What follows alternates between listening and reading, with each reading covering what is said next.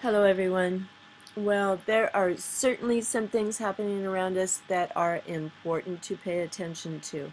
First of all, I think all the chem webs that are falling all over the place, I haven't ever seen them, but I've been watching them on YouTube, and I really appreciate what people are putting up there, and I'm just really curious. I mean, look, there are all these chem webs over here, and the hipster, she has more gallons, and I've watched some of her videos.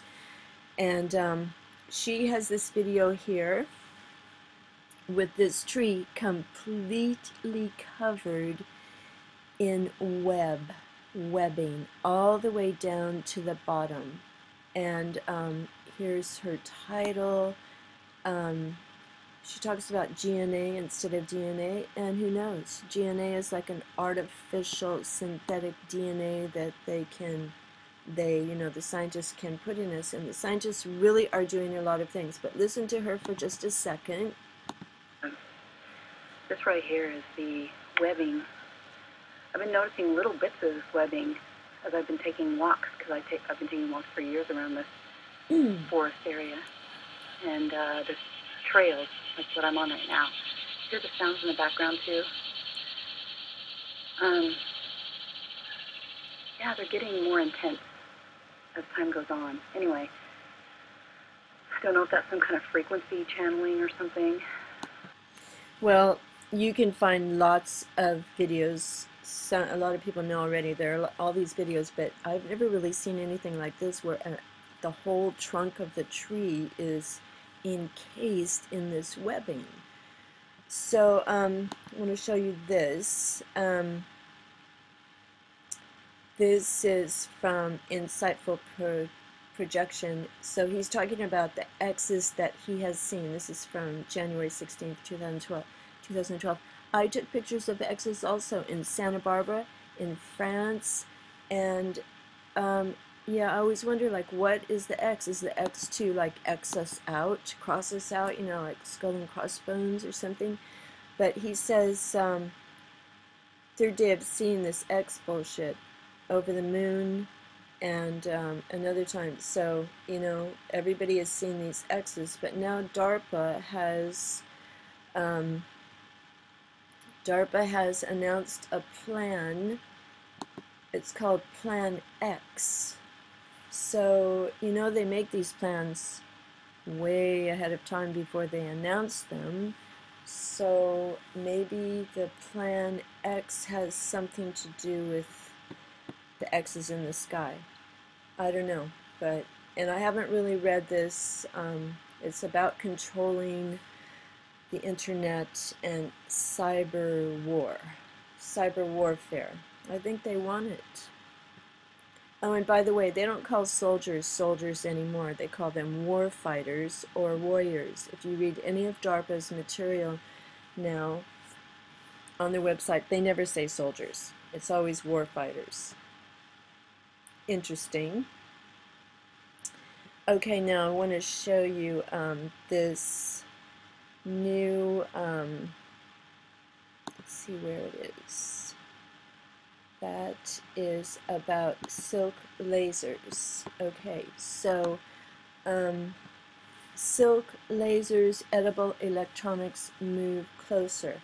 So the reason I thought this is really fascinating is because silk is being used for so many different things, and it could be being put in the sky, and if they add certain things like this chemical called azobenzene, it makes it fluoresce. And there's another one called stilbene, Stilbene, stilbene. But they are using this. People will be eating their electronics, and you can go to this website, BBC Future, and look up silk lasers to read about it. But I want to read you the last part. It's only 2 pages.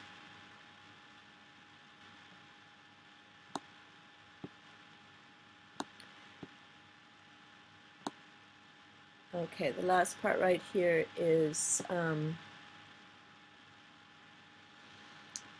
there might be even more dramatic possibilities besides lasers, etc. Recently, Omanetto and colleagues showed that silk is a good support for growing neurons, the cells that communicate nerve signals in the nervous system in the brain. This leads them to speculate that silk might mediate between optical and electronic technology in our nervous system. For example, by bringing light sources and intimately close to nerve cells for imaging them, or perhaps even developing circuitry that can transmit signals across damaged nerves. Of course,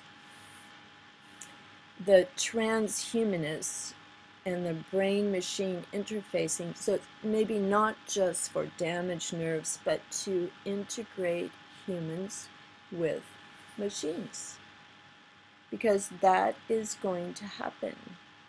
Now, something else that is really interesting is the Foresight Institute. The Foresight Institute is see if I have it here. Oh yeah, the Foresight Institute. So the Foresight Institute is a transhumanist think tank, and they're really, really big on nanotechnology, nanosystems, and the future. So have a look at this and listen to Christine Peterson, what she says, the beginning of what she says. Building the world atom by atom. People should know this. Let's do a little thought experiment. Let's think about what the world would look like after the nanotechnology revolution, the one that gives us complete control of the structure of matter, all the way down to the atomic level. What would the environment look like? Well, in principle, it would mean the end of chemical pollution. We could have the lifestyles that we enjoy today with zero chemical pollution. What would medicine look like? We could have molecular machine systems so small that could go into the body. They could kill individual cancer cells, clean out your arteries, even repair your DNA molecules. Let's look at transportation. You could make materials so strong and so lightweight that you could send a family of 4 with luggage into orbit in a spaceship the size of a family car. Okay, so maybe that spaceship will be made of silk, super strong silk that doesn't burn, things like that. So yeah, that's the Foresight Institute, and if you look at some transhumanist facts, this is really, you know, if transhumanism and the singularity is the most important event in the history of the humanity on this earth, I wonder why people don't know it more. Why people don't, how come kids in school don't know it? How come everyone that I'm around, no one knows anything about it? I don't get that. So you can, this is the Extropy Institute, but they have, they've closed it, but they still have this information up. And this is a growing cultural phenomenon, and a lot of people are on board. And they want to bridge the gap between, you know, conservatives and progressives, people who really want to do this, but I think they have forgotten something. They want to upload brains, preserve human brains, make people live forever with this interfacing using nanotechnology, and is that getting into our bodies? Okay, just need to show you something else. Okay, so this, okay, Here's a guy, Ben Hayek.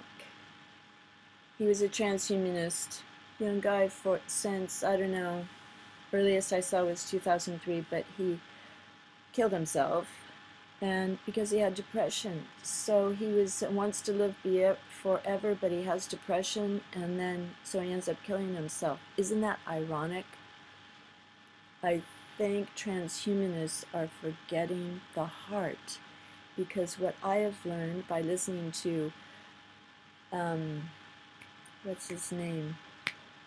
The guy who wrote Biology of Belief, Bruce Lipton,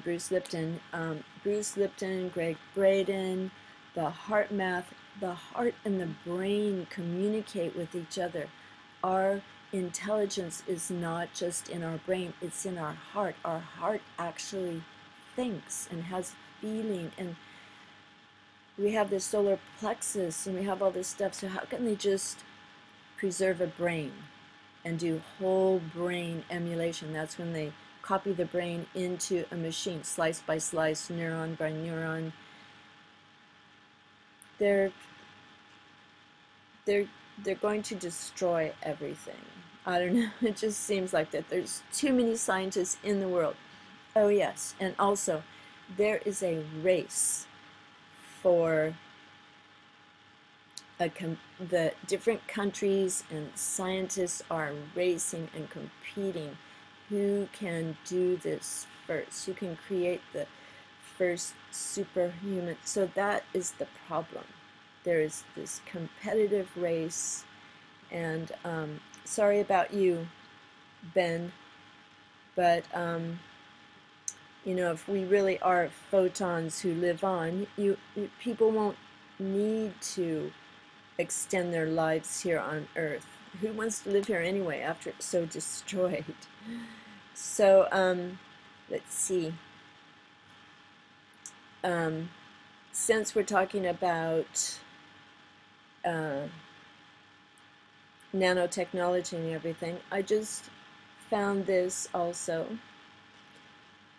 and that is from the FDA. Okay, April 20th, 2012. NanoTech may need extra safety tests. Isn't it kind of late in the game to say this? All right. And it's already enclosed in food, and they're doing all. Do you think that they can turn it back? I don't think so.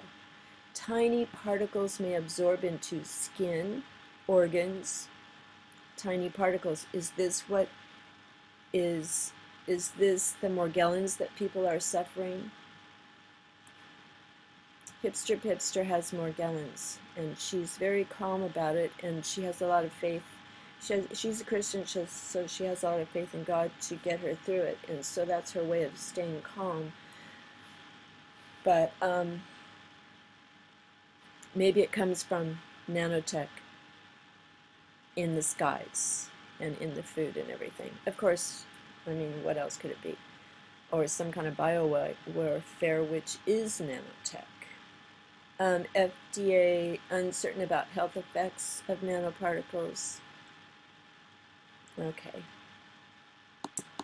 Consumer products that use nanotechnology may have unknown effects on the human body, and advise food and cosmetic companies on Friday to further study the safety of these tiny particles.